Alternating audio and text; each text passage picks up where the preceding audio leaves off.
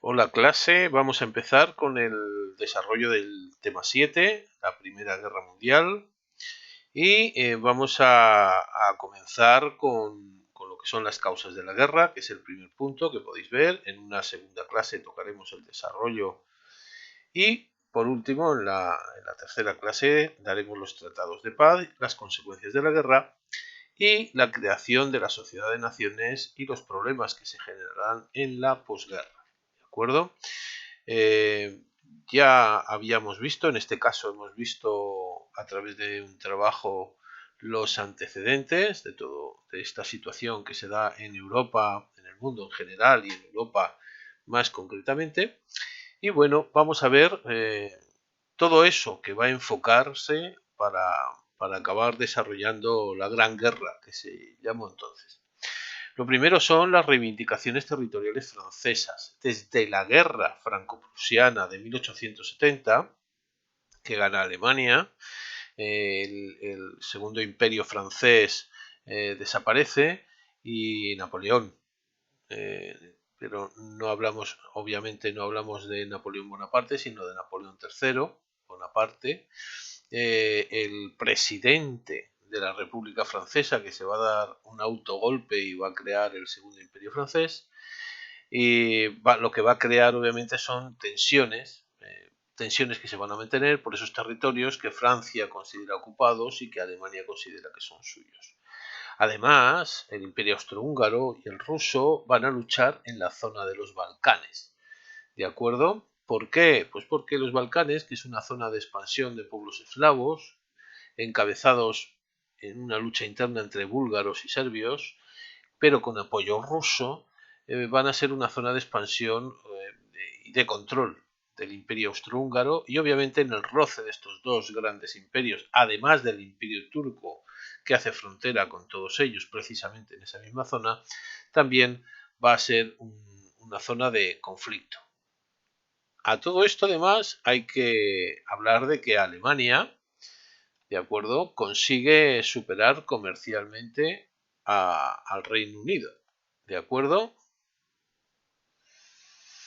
Y a los franceses y se va a poner al mismo nivel que Estados Unidos, lo cual va a crear otro foco de tensión, en este caso la creación de la gran flota de guerra alemana, que se va a equiparar a la británica, va a hacer que obviamente se acerque. En un primer momento se acerquen los franceses a los británicos, que también tenían roces.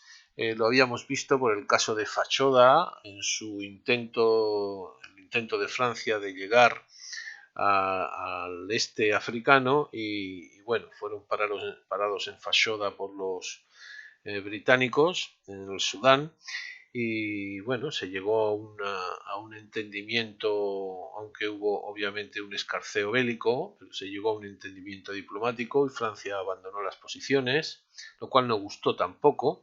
El sentimiento en Francia de que iban perdiendo posiciones no, no era para tenerlo en menos, obviamente la gente tenía su opinión, ¿de acuerdo?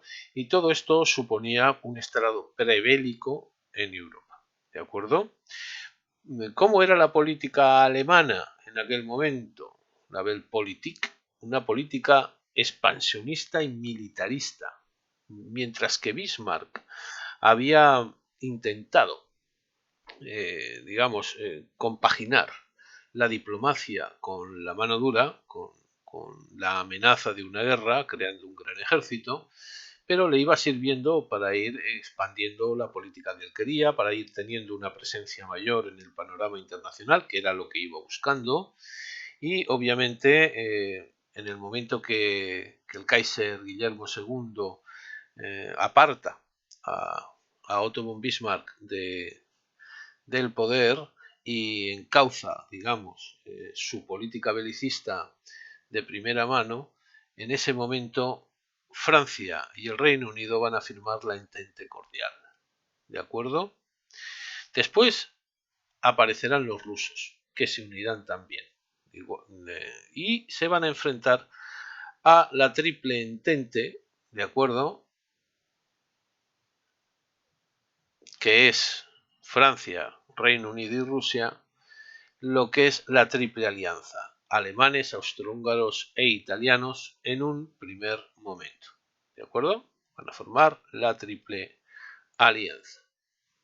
Aquí las tenéis, podéis ver cómo estaban unidos, y después había una serie de países que en este momento se van a mantener alejados de todo esto. Uno de ellos España, aunque tenía posiciones muy cercanas a Francia, ¿de acuerdo? Tenían intereses comunes en el norte de África, en Marruecos, y por lo tanto, pues bueno, se mantenían, digamos, los contactos diplomáticamente. Italia, además, quería, después de ocupar Libia, eh, va a solicitar, ¿vale? Va a solicitar de Austria que la devolución de determinados territorios en su frontera norte, y no va a ser, vaya, los austrohúngaros no van a ceder. Por lo tanto, Italia se va a separar de esta alianza, ¿de acuerdo? Y va a cambiar las posiciones, enfrentándose a Austria y al Imperio Turco, que va a ser uno de los que se unifique a esta triple alianza. ¿De acuerdo? Todo esto además va a llevar a un rearme, una carrera de rearme impresionante, que se va a llamar la paz armada, ¿de acuerdo? Y que va, obviamente, todo el mundo va a suponer que se va a acabar llegando a una guerra, y las ligas más nacionalistas son las que más van a apoyar todo este desarrollo. Solamente el Partido Socialista francés va a intentar llamar a la calma, y apelar a ese sentido socialista internacionalista, de que los trabajadores no se unan a este movimiento, pero obviamente con la muerte del secretario general del Partido Socialista francés, y se va a acabar la única posición un poco más sensata a toda esta carrera, ¿de acuerdo? Y con ello, obviamente, se va a dar paso a lo que va a ser el conflicto bélico.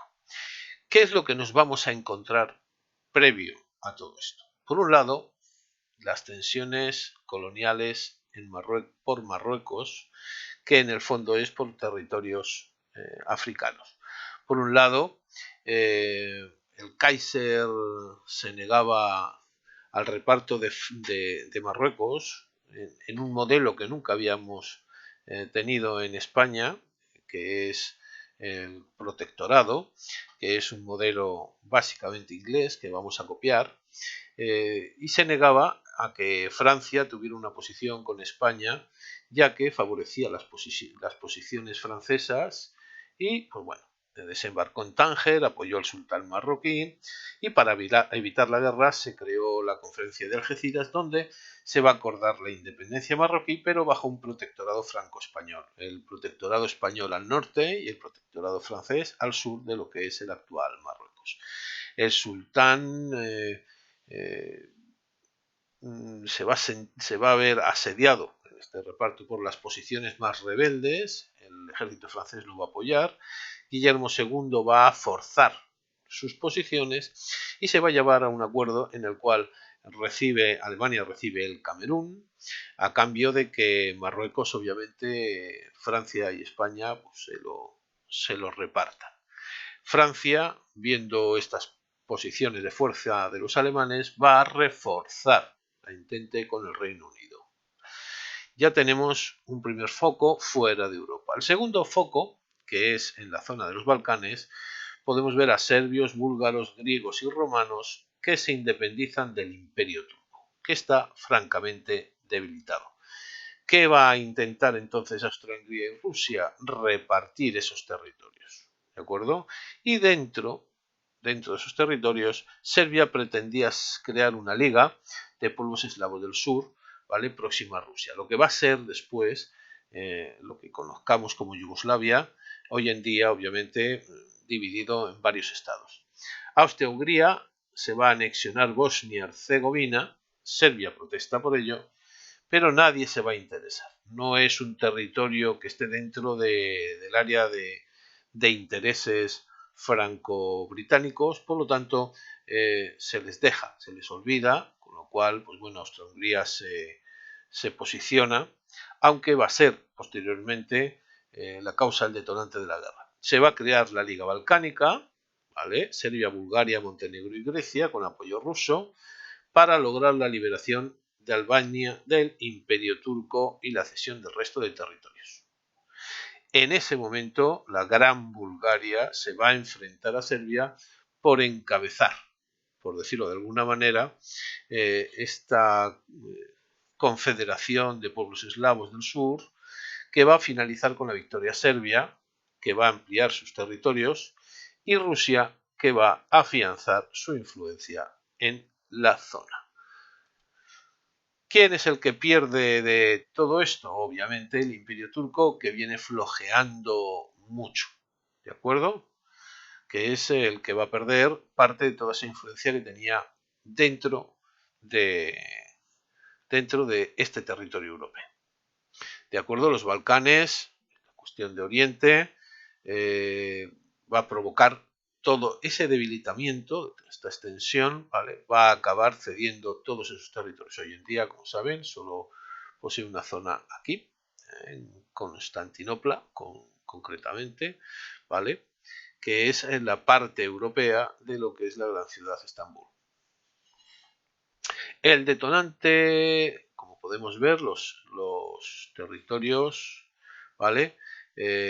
Podemos ver aquí, o podemos ver, pues bueno, los enfrentamientos. Las guerras entonces duraban poco, ¿vale? Duraban bastante poco, se podían suceder crisis, los periodos de enfrentamiento bélico se daban generalmente con buen tiempo, en primavera y verano, y en 4 o 5 meses se solventaban las disputas bélicas. Sin embargo, vamos a entrar obviamente en un periodo mucho más largo, mucho más duro.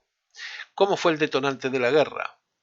Pues bueno, el heredero al trono austrohúngaro, Francisco Fernando, ya que Francisco José no había tenido hijos con su mujer, con Sisi emperatriz, la famosa Sisi, Francisco Fernando y su mujer hicieron una visita oficial a Sarajevo, la capital de Bosnia-Herzegovina, y un activista bosnio, miembro de la Mano Negra, que después aquí en España se confundirá con un movimiento anarquista que poco tenía que ver con aquello, que era un movimiento nacionalista, y de la Unión Eslava, de los Balcanes, es asesinado, y Austria-Hungría, sabiendo que los serbios habían apoyado todo este atentado, lanzó un ultimátum que, al ser rechazado, motivó que se declarara la guerra el 28 de junio del 14.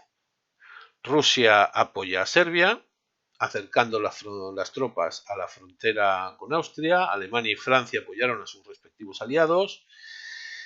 Alemania se lanzó a una guerra rápida, atacando a Francia a través de Bélgica, y entonces el Reino Unido entra en la guerra contra Alemania. Italia se va a mantener neutral al principio, a pesar de que mantenía una cierta alianza con Alemania y Austria-Hungría, pero se había salido, y finalmente acabará incluida en ella.